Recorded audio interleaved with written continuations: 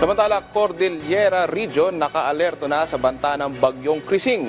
Mga residente na nakatira sa delikadong lugar, hinimok na lumikas bago pa manalasa ang bagyo.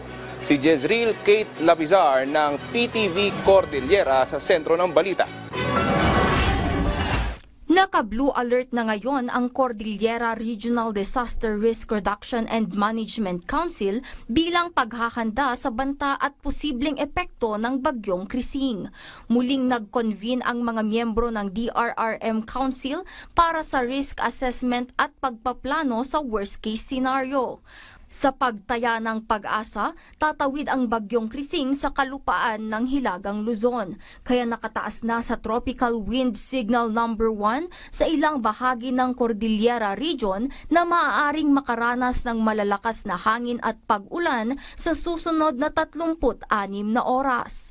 Sa pinakahuling hazard information mula sa Mines and Geosciences Bureau, susceptible sa pagguho at pagbaha ang higit 200 barangay sa Abra, 79 na barangay sa Benguet at 78 sa Mountain Province. Ang Department of Social Welfare and Development CAR naman, nakahanda na ang kanilang food and non-food items na ipapamahagi sa maaapektuhan ng bagyo.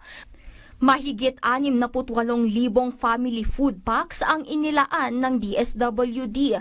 Mahigit 50,000 ang nasa kanilang warehouses at higit 15,000 naman sa mga lokal na pamahalaan.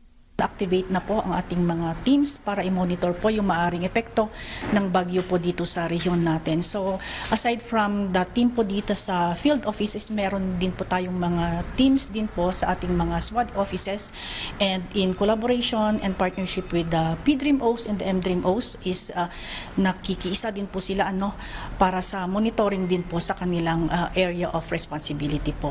Samantala, puspusan na rin ang paghahanda ng Baguio City DRRM office sa magiging epekto ng bagyo, lalo na sa mga barangay na binabaha at mataas ang tsansa ng pagguho ng lupa.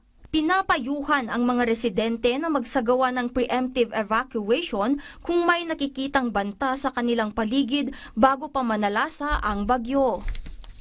Kung talagang makita nating peligro na at alanganin na yung kanilang lugar, we ask these residents kung possible, kung wala silang lilipatang kamag-anak dito sa barangay or dito sa ating office na as evacuation. We observe our surroundings, ating mga nearby mga residents.